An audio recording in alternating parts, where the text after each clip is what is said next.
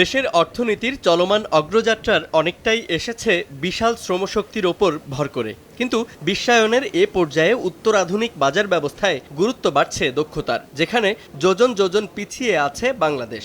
অনেক জায়গায় চাকরি লাগে গিয়েছি, কোনো জায়গায় আমাদের চাকরি হয় না, ছাড়িয়ে দিয়েছে। ট্রেনিং সেন্টারে কাজ করে বড় আপুরা প্রত্যেক মাসে ওরা 8,000 8,500 টাকা বেতন পাইছে।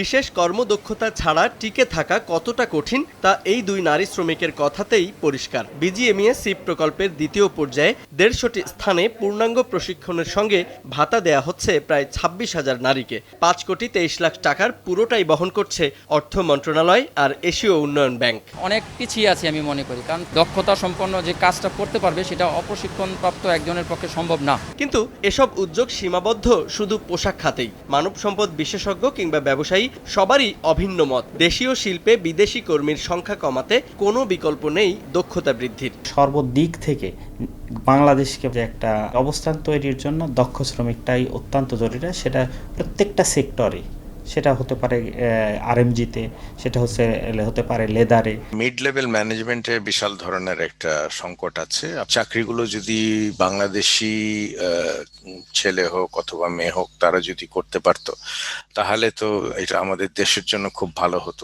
প্রতি বছর 26 লাখ মানুষ কর্মবাজারে প্রবেশ করলেও এর বড় অংশই অনভিজ্ঞ।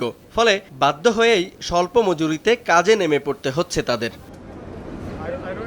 যে কোনো পর্যায়ে বৈশ্বিক শ্রমবাজার কমপক্ষে দুই ভাগে বিভক্ত, দক্ষ আর অদক্ষ, যেখানে একজন দক্ষ শ্রমিকের চেয়ে একজন অদক্ষ ব্যক্তি পিছিয়ে থাকেন কমপক্ষে 3 ধাপ।